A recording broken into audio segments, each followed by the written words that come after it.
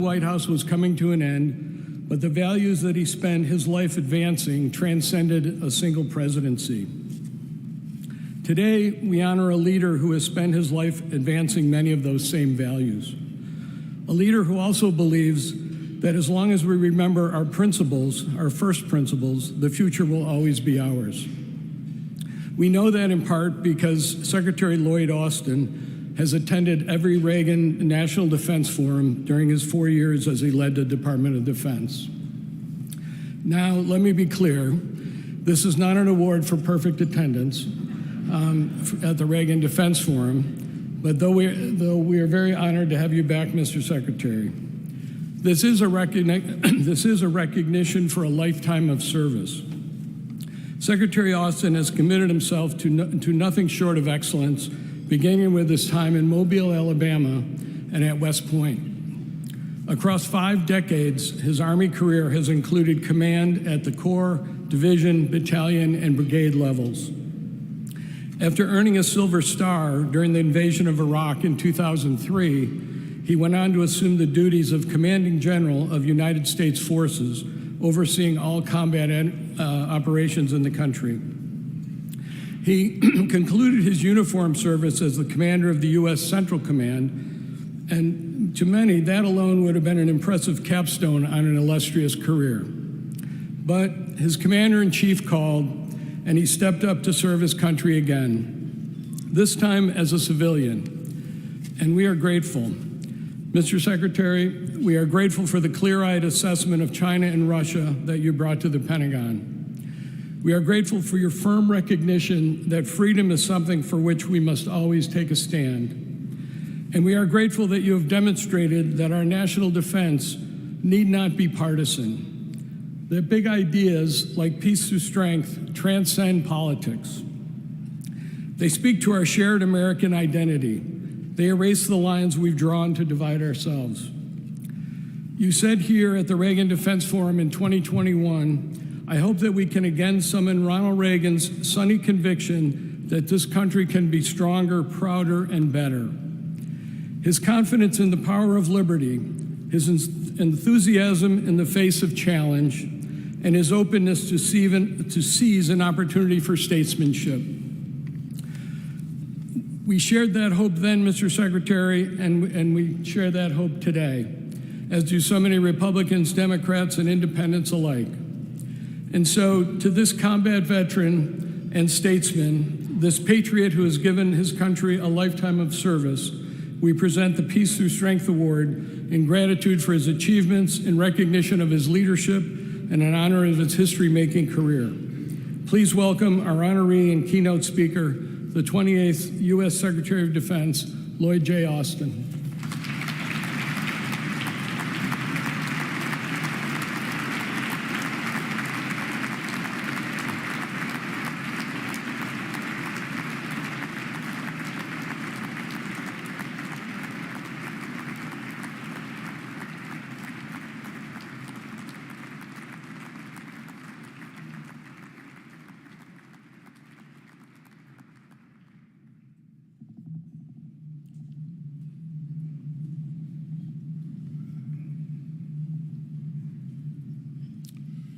Well, good afternoon, everybody.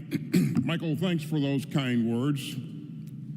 This makes 4 years in a row for me at the National Defense Forum, Reagan National Defense Forum.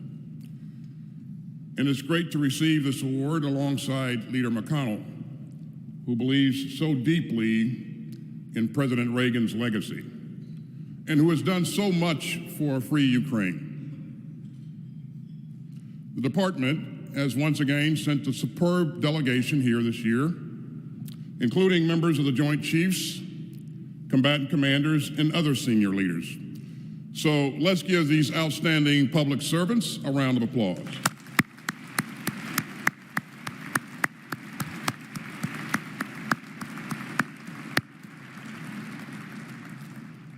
It's also great to be joined here by ministers of defense, ambassadors, members of Congress, and other leaders. Now, I spent a brief 41 years wearing a U.S. Army uniform. I spent a long time in combat. including 3 lengthy tours in Iraq and 1 in Afghanistan.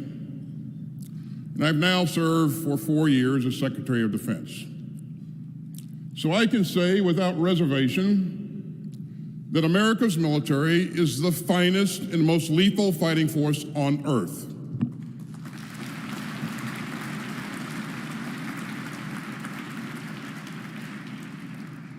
Our mission is blunt.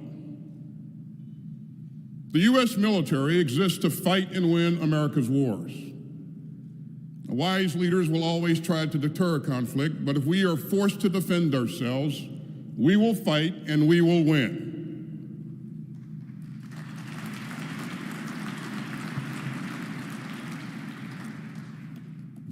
With help from Congress, we have made major investments in America's military over the past 4 years. Today's U.S. military is an extraordinary gathering of volunteers, brave men and women of every race, color, and creed. America's greatest strategic asset has always been the talents of the American people. And we are stronger when we welcome every qualified patriot who is eager to serve. That's not just a matter of national principle, it's a matter of national security. The U.S. military is relentless about excellence and merit. Our promotion process is ruthless by necessity and by design. We do not lower our standards, and those who want to join us must raise their game. You see, we take good people and we make them even better. It is our sacred duty to do right by our troops and by the families who serve right alongside them. Now, American democracy is not a sprint, but a relay race. And we are preparing to pass the baton yet again. And I am proud of the progress made by American leadership. The state of America's defenses is strong. You know, 4 years ago, America faced a moment of great challenge. The world was reeling from the COVID-19 pandemic, and our allies and partners feared that America had lost its way, and America's rivals and foes had hoped that it had. Yet President Biden followed in the bipartisan tradition of U.S. global leadership. And America and the Department of Defense are far stronger and better postured for the challenges of the 21st century. We invested heavily in our military. We helped secure the capabilities that America will need over the long term, and we provided principled civilian leadership for an apolitical military.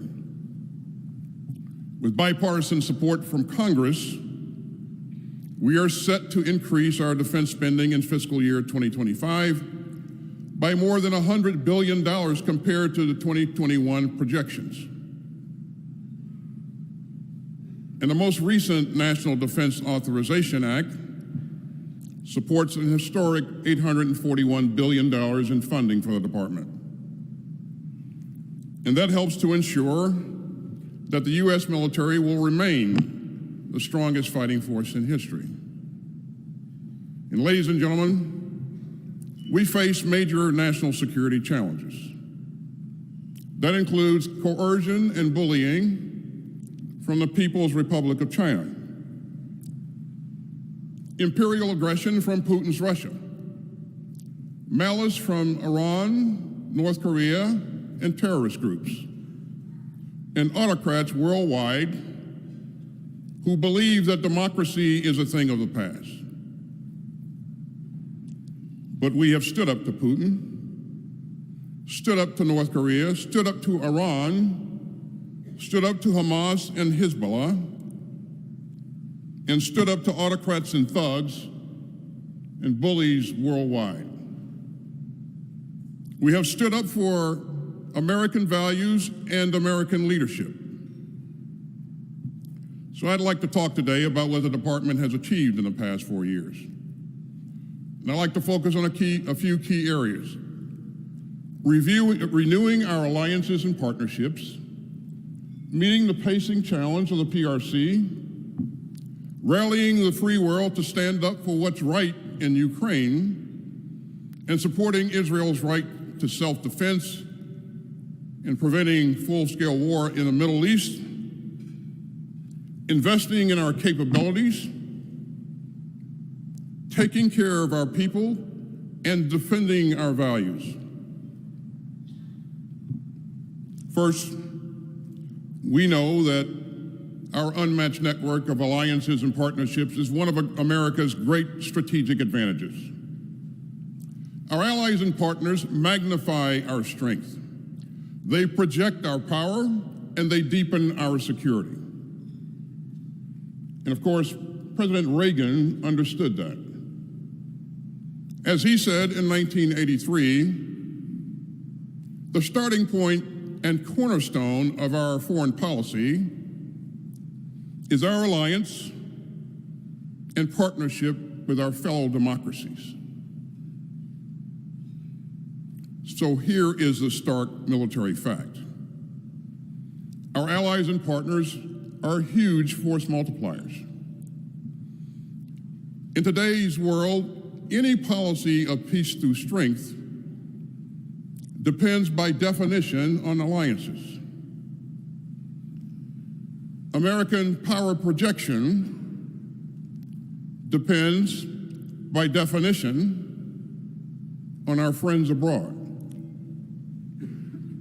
And American security depends by definition on those who freely join us in common purpose. Our alliances and partnerships have always been rooted in shared interests and in shared values. Ultimately, America is weaker when it stands alone. And America is smaller when it stands apart. And there is no such thing as a safe retreat from today's interwoven world. For our men and women in uniform, standing shoulder to shoulder with our allies and partners is just how we operate. And during my decades in uniform, everywhere I went on the battlefield, our allies and partners stood alongside us, making us stronger and more effective. And the more alone we are, the more danger our troops face. Now, serving as secretary has only strengthened my belief in the power of partnership. NATO now brings together 32 countries. In the Indo-Pacific, we have long-standing alliances with Australia and Japan, the Philippines, the Republic of Korea, and Thailand. We have 14 other major non-NATO allies, including Israel and Brazil. India and the UAE are outstanding major defense partners, and they are joined by many steadfast friends and partners worldwide. We have access agreements with more than 40 countries. We have logistics agreements with more than 120. And that helps us project power with our partners where we need to, when we need to, and how we need to. You know, our rivals and foes look at that with envy. They see our alliances and they want to wreck them. Yes, autocrats may band together, but when Putin turns to North Korea for troops, it is not a sign of strength, it is an admission of weakness. And autocrats resort to partnerships of convenience. But America leads partnerships of conviction. And the Department's National Defense Strategy rightly calls the U.S. network of allies and partners our greatest global strategic advantage. And that brings me to my second point. The profound progress that we've made with our friends in the Indo-Pacific. We've heard decades of warnings about the rise of an increasingly aggressive and bullying PRC. It is still the only country on earth with both the desire and increasingly the capability to reshape the international order. And this administration has done more than any other to posture the department to meet that pacing challenge and to make the Indo-Pacific our priority theater of operations. You know, I've made 12 trips to the Indo-Pacific as Secretary of Defense. And I'm leaving right after this speech for a 13th, this time to Japan.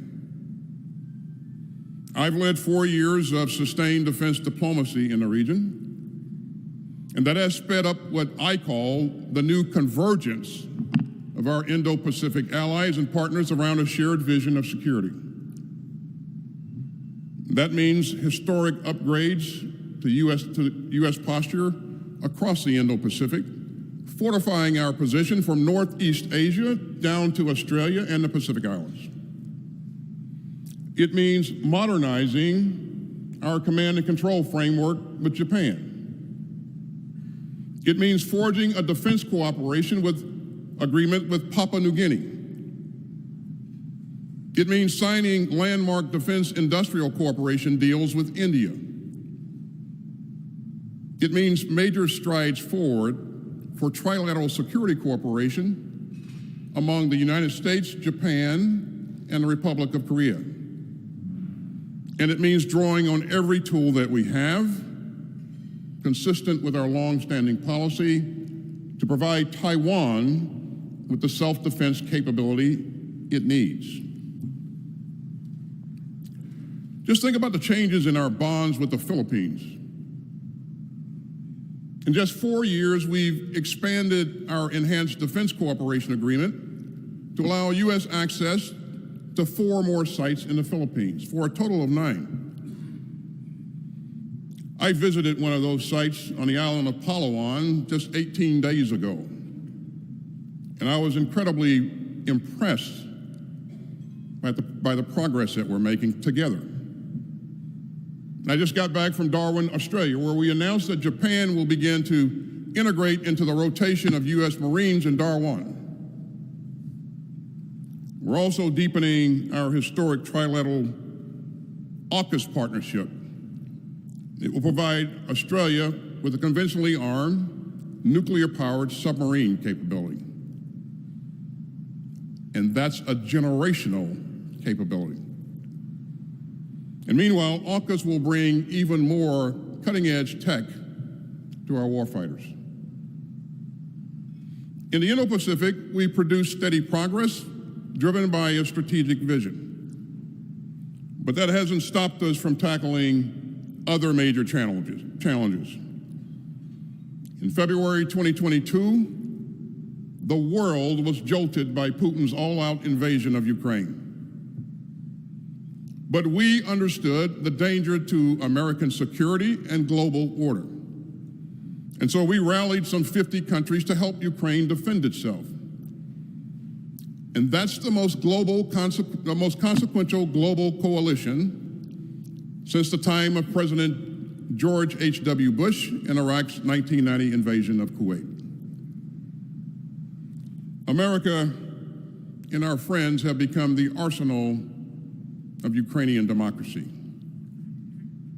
The United States has delivered 2 Patriot batteries, 24 HIMARS rocket systems, thousands of armored vehicles, and millions of rounds of artillery ammunition.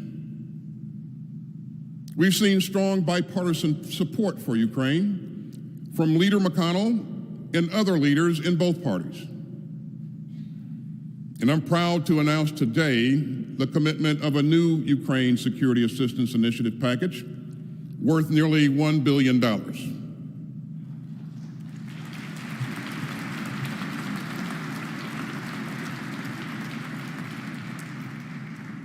Now, that package will provide Ukraine with more drones, more rockets for its HIMARS systems, and more support for crucial maintenance and sustainment. And that brings the total of U.S. security assistance committed to Ukraine since February 2022 to more than $62 billion. The engine of our efforts has been the Ukraine Defense Contact Group, which first met in April 2022 at Ramstein Air Base in Germany. Now, the contact group has helped ensure that Ukraine has what it needs to defend itself and to forge a future force to deter more Russian aggression. And I have convened the contact group 24 times now. Its other members have committed more than $57 billion in direct security assistance to Ukraine. And as a percentage of GDP, more than a dozen contact group members now provide more security assistance to Ukraine than the United States does.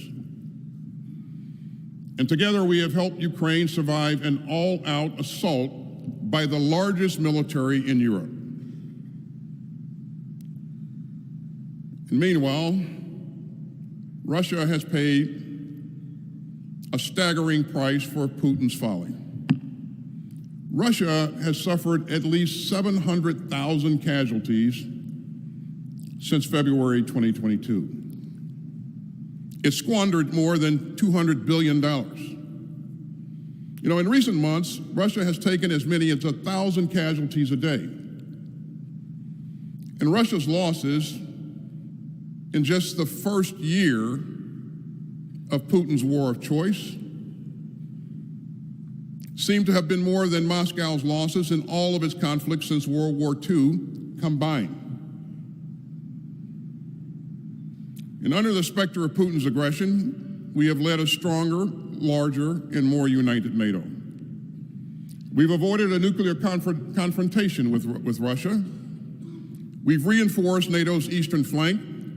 We've deterred further Russian aggression. And we've underscored our solemn commitment to Article 5 of the North Atlantic Treaty. We've welcomed Sweden and Finland to the greatest defensive alliance in history.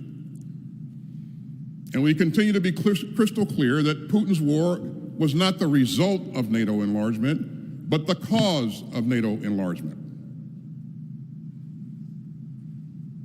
In recent years have also brought an historic increase in annual defense spending across NATO by almost $80 billion. And all NATO allies agreed in 2006 to spend at least 2% of their GDP on defense. In 2014, only 3 allies hit that target.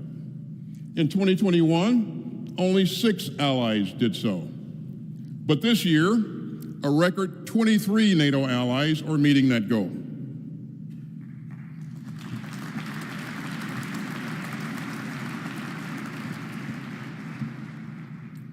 That's because we understand that Putin's assault on Ukraine is a warning. As I said in Kyiv in October, we are seeing a sneak preview of a world built by tyrants and thugs. A chaotic world, violent world, carved into spheres of influence. A world where bullies trample their smaller neighbors, in a world where aggressors force free people to live in fear. So we can continue to stand up to the Kremlin, or we can let Putin have his way and condemn our children and grandchildren to live in a world of chaos and conflict. This administration has made its choice, and so has a bipartisan coalition in Congress. The next administration must make its own choice. But from this library, from this podium, I am confident that President Reagan would have stood on the side of Ukraine, American security, and human freedom.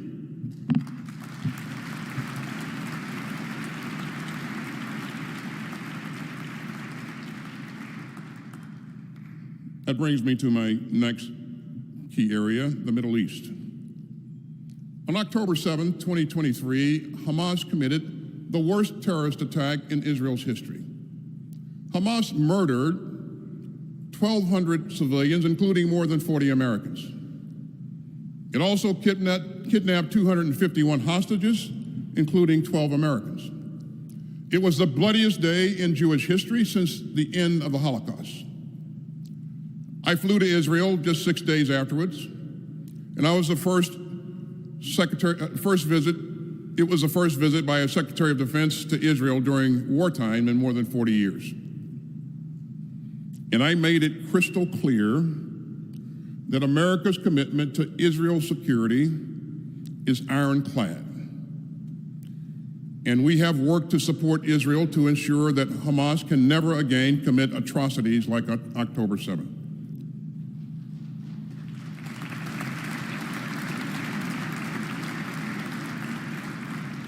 And so since then, we have expedited security assistance to Israel through 391 foreign military sales cases worth some $13.6 billion. And at the same time, we pushed hard to protect Palestinian civilians and to rush far more humanitarian aid into Gaza.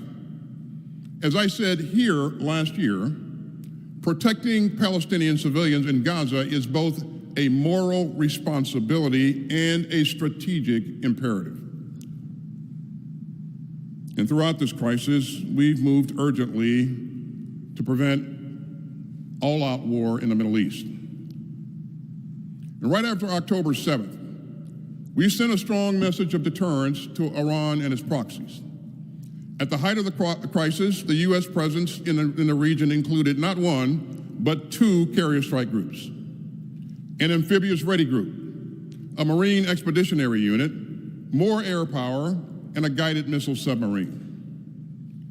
And when required, we have used direct action to defend our forces and our friends.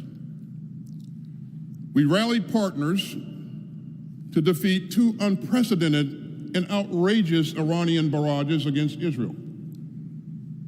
We helped Israel defend itself in April of 2024 against more than 300 Iranian missiles and drones. And in that attack, U.S. forces destroyed more than 80 one-way attack drones and at least 6 ballistic missiles launched from Iran.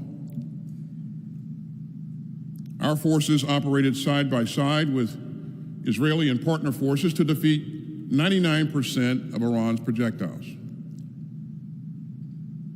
And we were there again for Israel in October 2024, when Iran launched over 200 ballistic missiles. To further strengthen Israel's air defenses, we have temporarily deployed to Israel a THAAD battery and its crew of U.S. military personnel. In the Red Sea, U.S. forces have been defeating attacks on commercial and naval vessels by the Iran-backed Houthi militia in Yemen. And we have destroyed hundreds of Houthi weapons in a series of deliberate strikes and self-defense strikes. In Lebanon, Israel has smashed Hezbollah. Now that has dramatically weakened Iran's strongest proxy.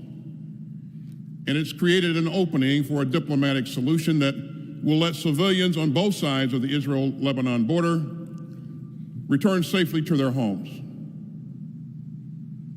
We've secured the November 26th ceasefire for Israel and Lebanon. And that paves the way for a ceasefire in Gaza and a deal to finally free the hostages. We will remain focused on that. It brings us closer to a more hopeful vision for a Middle East that's peaceful and prosperous and secure. Now, we've balanced our own readiness even as we surge security assistance to Israel, Ukraine, and Taiwan. Leader McConnell is right that we've all got a lot more work to do. But the department's investments since 2021 in the defense industrial base have positioned America to outpace any rival and ensure our enduring military advantage. But he is right. We have a lot more work to do here.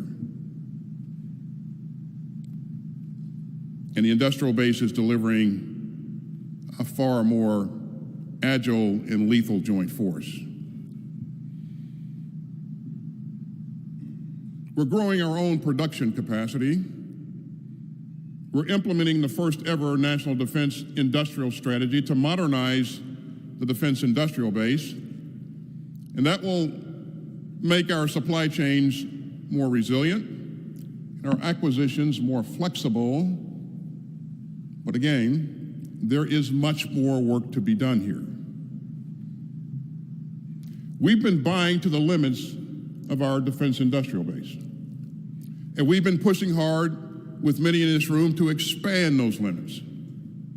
This includes investing more than $5 billion since 2022 to drastically increase the production of critical munitions, everything from Patriots to 155 millimeter artillery rounds. And we've made major investments in cutting edge capabilities such as cybersecurity, AI, and autonomous systems. And we've produced the department's largest space budgets ever. And over the past 4 years, the department has pulled the future forward. And one especially lasting legacy is our work on a combined joint all-domain command and control. CJADC-2 will connect U.S. forces across all operational domains. It used to be a pipe dream. And so many had said this cannot be done. No longer.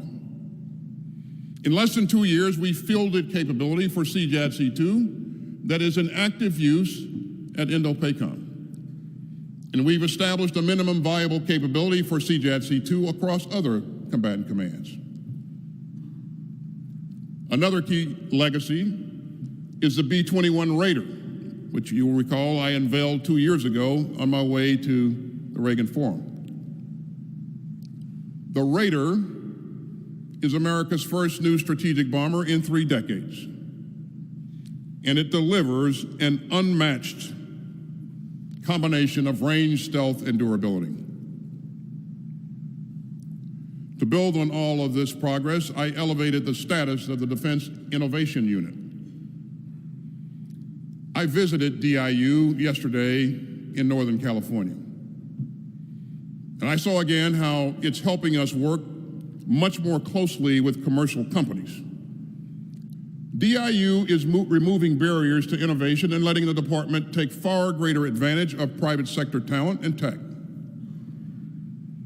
DIU also advanced the Replicator initiative, which helps the department swiftly deliver capabilities to the warfighter at speed and scale. And Replicator is already delivering attritable, autonomous systems to our forces. 2 years ago, at this forum, I launched the Office of Strategic Capital. And we partnered with Congress on authorities and funding. And this office is on track to issue its first loans for equipment financing early next year. And meanwhile, we're deepening our partnership with private firms, and that includes new players that would have once stayed away from the so-called Valley of Death. Since 2021, at least $375 billion in DoD funds have gone to non-traditional defense companies, from commercial firms to defense tech startups. Now, in recent years, the threat of unmanned systems has grown exponentially. These systems are cheap, easy to use, and evolving at breakneck speed. And less capable foes are using them to threaten our troops, our bases, and our interests. And these systems have been front and center in both Ukraine and the Middle East. This threat will only grow. And so yesterday at DIU, we unveiled a department-wide strategy to counter unmanned systems. And this roadmap will help to ensure that our joint force can fight and win in an environment increasingly dominated by unmanned systems. And I am proud that we mobilized the entire department to tackle this urgent challenge and to remain masters of the changing character of warfare. And And that brings me to my sixth key area, and that's doing right by our all-volunteer force and our veterans and their families. So we've taken concrete steps to take the best possible care of our people and their families. Base pay for our troops is up almost 10% since January 2021 with the help of Congress. And we proposed another 4.5% pay raise for 2025. I've also directed actions to make moves easier, to help military spouses pursue their own careers, to introduce universal pre-K in our outstanding DoDEA schools, and expand access to affordable child care and high-quality early childhood education. We've also tackled some tough problems that have no simple solutions and no place in our ranks. We've been driving hard to end sexual assault and sexual harassment in our military. We're implementing the approved recommendations of the Independent Review Commission that I stood up. And in fiscal year 2023, the prevalence of sexual assault in the military decreased for the first time in more than 8 years. We've also established the offices of Special Trial Counsel. They take cases of sexual assault, domestic violence, and some other serious crimes out of the military chain of command and entrust them to independent and highly trained military lawyers. Now, that's the most important reform to our military justice system since the creation of the Uniform Code of Military Justice in 1950.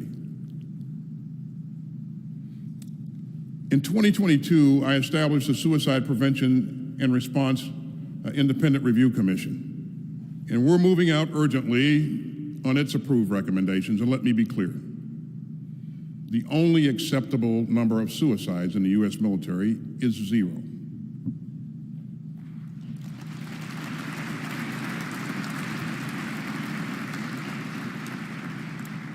Now, I took office amid major headwinds in the recruiting environment, including a competitive job market and the aftermath of the pandemic. But we focused on a renewed call to service and on bending the curve. And we turned around the recruiting picture in 2024. And I'm very proud that the department has kept up the high levels of retention throughout all the services. And finally, in everything that we do, American values matter. Each soldier, sailor, airman, Marine, and Guardian swears to defend our country and our Constitution. We protect not just the American people, but also the American idea. That is what we do, and that is who we are. The Constitution charges us to provide for the common defense, and we will continue to do just that. That means holding true to what makes America exceptional. It means keeping faith with our friends. It means standing up to our foes, and it means knowing the difference between the two. I say all of this as a lifelong military man, and I know a few things about the American way of war. And over my decades of service to America, I have deepened some core beliefs. They are battle-tested, and they are tempered by decades in uniform, and they are forged by years at war. So what do I believe? I believe this: peace is not self-executing. Order does not preserve itself. And security does not flower on its own. The world built by American leadership can only be maintained by American leadership. As President Biden has said, American leadership is what holds the world together. And from Russia to China, from Hamas to Iran, our rivals and foes want to divide and weaken the United States and to split us all from our allies and partners. So at this hinge in history, America must not waver. American leadership rallies our allies and partners to uphold our shared security. and it inspires ordinary people around the world to work together toward a brighter future. But the troubles of our times will only grow worse without strong and steady American leadership to defend the rules-based international order that keeps us all safe. And if we forfeit our position of responsibility, our rivals and foes will be glad to fill the vacuum. Those beliefs were true when I said those exact words from this podium last year. They are true today, and they will be true tomorrow. Of course, there is far more work to be done. But as this year and this administration draws to a close, America is positioned to stand strong. Our alliances have been renewed and reinforced. Our recruiting trends point upward. Our investments in the future are vast, and our military reflects the full strength of the great democracy that it defends. And so the baton will soon be passed, and others will decide the course ahead. And I hope that they will build on the strength that we have forged over the past 4 years. Thank you very much. May God continue to bless the United States of America.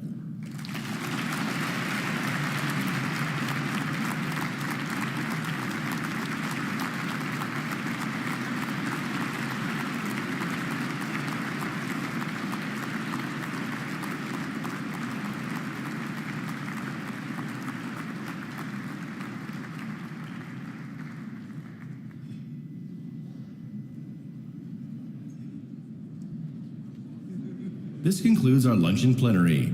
Please proceed to the Annenberg Presidential Learning Center for the next fireside chat.